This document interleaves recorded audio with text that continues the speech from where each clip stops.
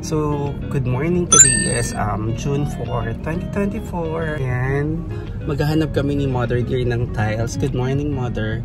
Sa San Miguel, dun sa Bargain Center. Nandito lang kami sa gasoline station, sa refill. Magpapagas lang tayo saglit. Then punta kami doon. Hanap kami ng tiles para sa lahat ng tiles na gagamitin sa bahay. So mga Mars, if you're from San Ildefonso or San Miguel, dito to yung refill na to. Mura lang dito yung kanilang gasoline. Tsaka yung diesel. Ayan, kaya afford natin magpa full tank. Ayan. So mga Mars, para sa full tank na red ngayon, nakikita niyo ba? Ayan. 1,795 for 56.48 liters. Ayan, no? So, punta na tayo doon sa bilihan ng tiles. Minadaanan kami dito sa Salangan. Pero sabi ni Mother Dear, mas mura daw dito sa may parking center. So mga Mars, nandito na kami. Ayan, nakita niyo ba? Bababa na lang ako. Nauna lang bumaba si Mother Dear. Ayan. Excited siyang humanap ng tile. So, balitaan ka kayo. So, mga Mars, ito na tayo dito sa Bargain Express pala, not center. Ayan. Ayan. Bargain Express. Dito lang yan, no? Sa mga taga rito, sa mga taga San Ildefonso, ayan. Katapat lang ng DP Mart San Miguel. So, mga Mars, tara, pasok tayo dito. Check natin yung kanilang mga tiles. Ayan.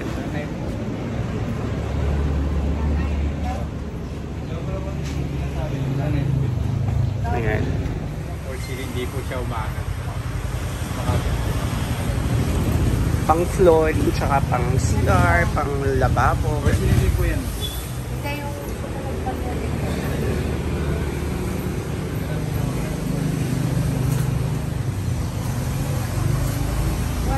So mga Mars, ang pinagpipilian namin ito, 190. Tapos ito, same price lang din naman, 190. Ayan.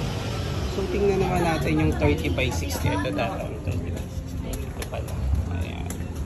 Ayan.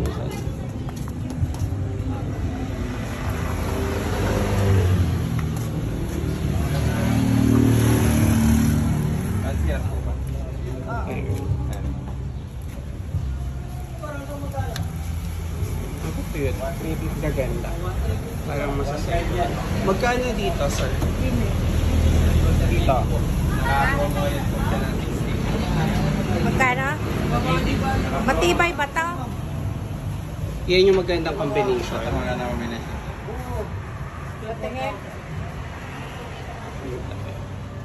Dito ka na lang. Dalawa. Late. Hindi siya madaling sa siya. Silver yan. Silver kulay. So, ang mahal na ng mga tiles. Ayan. So mga Mars, ito na yung para sa sala ba to? Tsaka sa kwarto, sa terrace. Tapos yung kulay green na floor. Ay, hindi. Pakita ko sa inyo ulit mamaya kung ano yung sa CR. Nakalimutan ko na. So mga Mars, ito yung para sa wall ng CR. Mga Mars, ito yung para sa flooring ng CR. Ayan. Mother. Ayan. Gastos. Pero okay lang. It's all worth it para sa bahay naman sa mini farm. Mother. Ayan. So mga Mars, ayan ang mababait na kuya natin dito sa Bargain Center. Kuya, hi kayo. Mababait sila. Madadaling kausap. Kaya dito kayo sa Bargain Express. Bargain Center ako ng Bargain Center. Express pala. Ayan. Ano pangalan mo, kuya? Ikaw, kuya? Ayan. Hanapin niya lang sila dito sa Bargain Express. Tapat ng DP Mart. Yung sabi ko kanina. Sige, later. So, mga Mars, tingin na rin tayo ng ilaw para sa kusina. Ayan. Ito yung nagugustuhan niya. Magkano discount? 1 hour later. So, pauwi na kami, mga Mars. Ayan, naka-order na ang laki ng gastos para sa tiles alone. But anyway, okay lang. For the house, mini farm, sabi ko nga, diba? A few moments later. So mga Mars, nadaanan ko tong Common Ground, itong bagong bukas na gym dito sa San Miguel. So bababa ako para mag-inquire kasi nga you know naman, lately I've been looking for a decent gym. Ito mukha namang decente siya. Kasi nga napapabayaan na natin, so magbabalik alindog program tayo if ever na okay siya. So bababa lang ako ha. So yun mga Mars, nandito na ako sa loob. So sabi ko nga kanina bago ako bumaba, parang decent siya. And true to my words, yun nga, ayan oh. Pasilip lang. So I think mapdadalas tayo dito kasi maybe tomorrow mag-enroll na ako dito. Very ano naman sila, accommodating. Syempre, di ba, kailangan accommodating talaga. Tapos babalitaan ko kaya I'm too excited na magbalik Alindog program. So finally yung hinahantay ko or hinihintay ko na decent gym. So nakita ko na siya. So later. So mga Mars, di ko kayo matiis. Nakiusap ako doon sa, I think siya yung owner. Nakukuha ko ng few clips para makita nyo rin. So sabay-sabay tayo magbalik Alindog.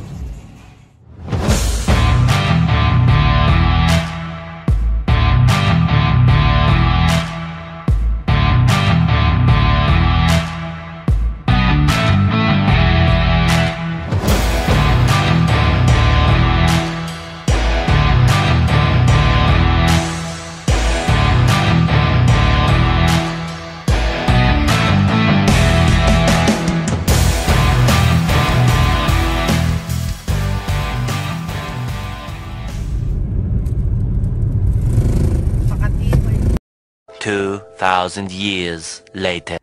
Mga Mars, time check, it's already 3:41. Katatapos ko lang mag-ayos dito, di ba? Natatandaan niyo ba puno-puno to ng bag, hindi niyo halos makita yung sofa. Ayan, medyo ito yung mga bags na yan. Aalisin ko pa yan mamaya, itatago natin siya doon sa loob ng kwarto. Nagcha-charge ako dito. Ito yung na-miss ko to, yung old netbook ko. Ayan.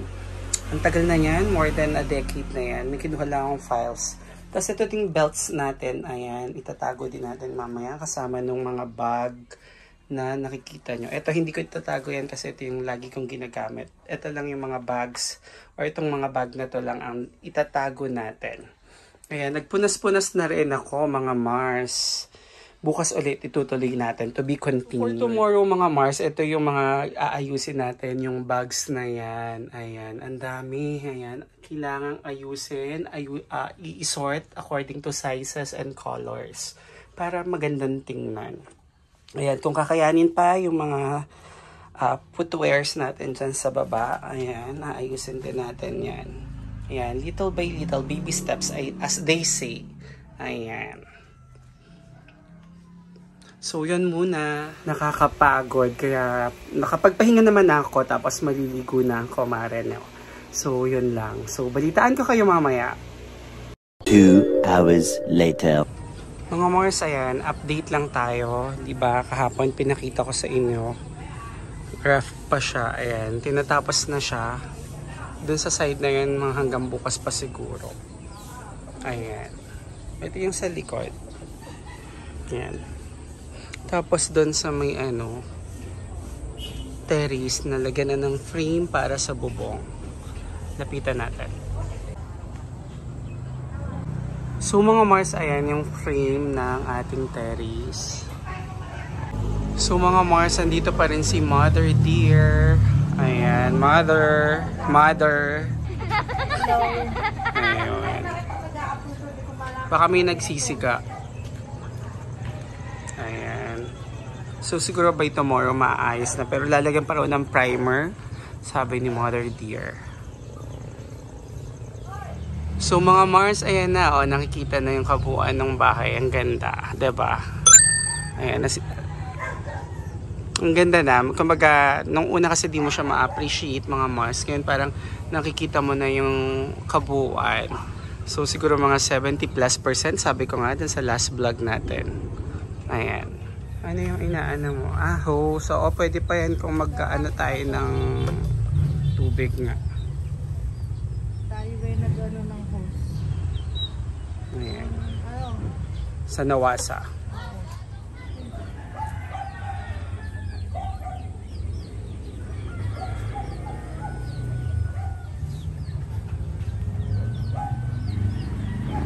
Mga Mars, ito yung isang pond. Ayan, kailangan linisin kasi nga, may mga dry leaves na bumagsak. Ayan. Alam ko meron siyang hito ba yun nandito? Ha? Hito? Ayan. Pero alam ko buhay pa siya. Alam niyo naman ang na survival ng hito, diba? Ayan. Ayan, may chicken.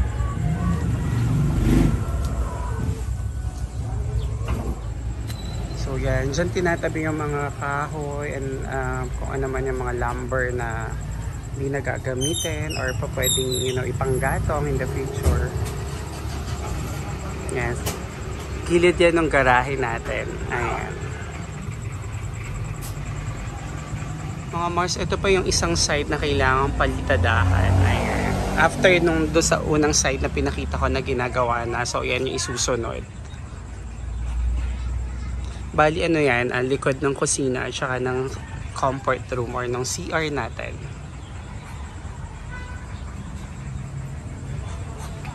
Ayan ang ating ducklings. Ayan, dahil may bubong na nga, diba, yung bahay.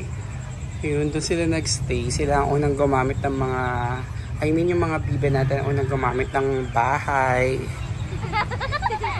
Napakasipag talaga ni Mother Dear. Time is 6:15. So sinilong namin tong hamba na to kasi nandun siya kanina. Hindi ko lang na video kasi nga walang magbi-video sa amin. Ayan. Ang bigat pala, Mars, ng ang bigat pala mga Mars ng hambang yari sa yakal. So yan mga Mars, nakakatuwa lang na patapos na tong bahay dito sa mini farm. Ayan. Ano ba ito? Ito yung So, bali yung mga yan, yung mga wirings na yan, ipapaloob yan sa kisame mga Mars. Ayan, nakakatuwa lang. So, yun na yung vlog natin for today, mga Mars ko. Ayan, napahaba na naman tayo ng kwentuhan at tsikahan. So, see you in the next vlog. Mwah. Bye!